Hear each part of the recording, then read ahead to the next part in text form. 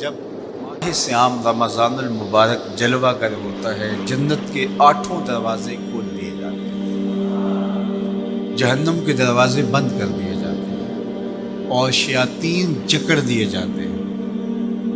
اللہ جل شانہ اس موسم رحمت میں خاص عنایات اپنے بندوں پہ فرماتا ہے۔ ایک نفل ادا کرنے سے فرض ادا کرنے کا ثواب ملتا ہے اور ایک فرض ادا کرنے سے 70 فرائض ادا کرنے کا ثواب ملتا ہے۔ اسی طرح راہ خدا میں 1 روپیہ دو گے تو 70 روپے خرچ کرنے کا ثواب ملے گا۔ اسی طرح باقی نیکیاں بھی جتنی بھی ہم کرتے ہیں، وہ ایک نیکی کریں گے تو 70 گنا اجر ماہ صیام میں ہمیں نصیب ہوتا ہے۔ اس لیے اہل ایمان کا یہ طریقہ ہے کہ وہ اس مہینے میں کثرت کے ساتھ تلاوت کرتے ہیں، کیونکہ ایک مرتبہ اگر قرآن مجید پڑھ لیا تو 70 مرتبہ قرآن مجید پڑھنے کا ثواب نصیب ہوا۔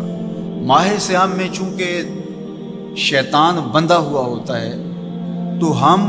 اپنے آپ کو نیکی کی طرف اگر لانا چاہیں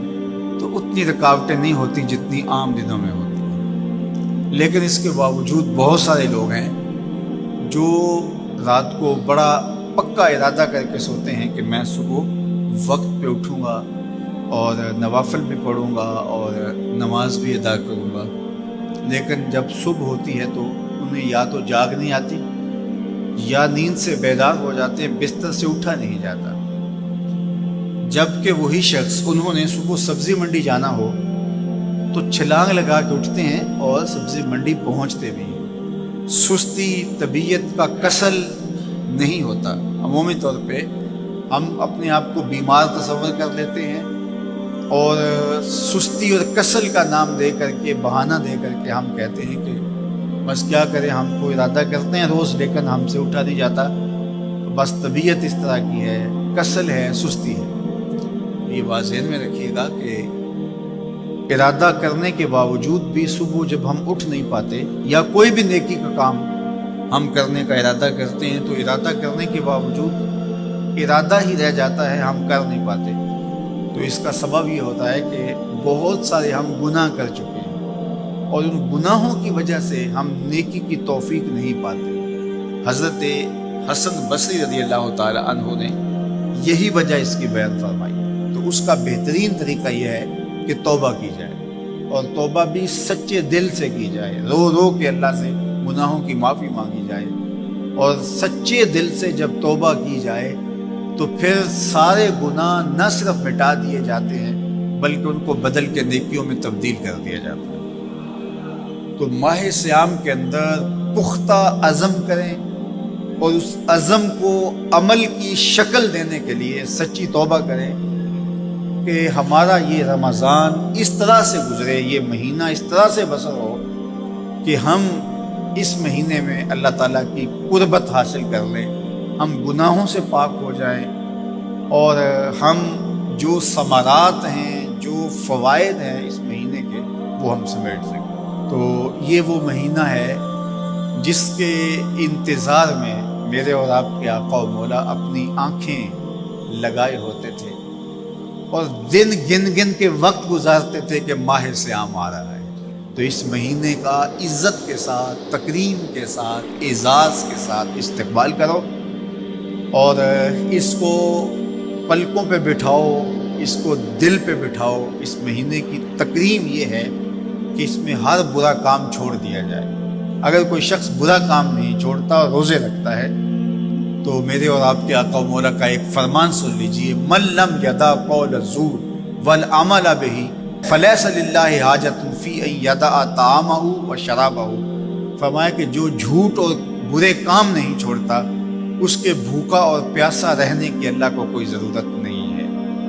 تو روزہ خوراک بچاؤ مہم نہیں ہے جو چلائی جاتی ہے، بلکہ یہ تزکیہ نفس کا موسم ہے، باطن کی صفائی کا موسم ہے، اور باطن کی صفائی نہیں ہوتی جب تک ہم کوشش کریں۔ آپ کے بدن پہ بہت ساری میل چڑھی ہوئی ہے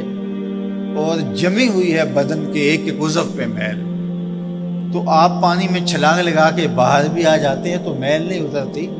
چلو کچھ نہ کچھ فرق تو ضرور پڑ جاتا ہے، لیکن میل نہیں اترے گی۔ میل کب اترے گی؟ جب آپ اپنے بدن کو مل مل کے اس کے اوپر صابن لگا کر کے اچھی طرح سے اس کو جب اتاریں گے محنت کوشش سے، تو پھر آپ کا بدن مہک جائے گا، ہلکا پھلکا ہو جائے گا، میل اتر جائے گی۔ یہ موسم رحمت ہے، اللہ کی رحمتوں کا می برسے گا، اس سے کچھ نہ کچھ فائدہ تو ہوگا ہی، لیکن حقیقی فائدہ وہی حاصل کرے گا جو اپنے گناہوں کو مل مل کے دھوئے گا اور اپنے آپ کو صاف کرنے کی کوشش کرے گا۔ تو اپنے من کے میل اتارنے ہیں، اپنے باطن کے میل اتارنے ہیں، اپنے اعمال کی درستگی کی کوشش کرنی ہے۔ صلاۃ التراویح مسجد میں نہیں آ سکتے تو گھروں میں پڑھ لیجئے، جس طرح بڑی عمر والے لوگوں کو، بیمار لوگوں کو کہا گیا کہ آپ گھروں میں پڑھ لیں، بچوں کو کہا گیا، لیکن چھوڑیے گا نا، یہ رمضان المبارک کا خاص عمل ہے۔ آج کل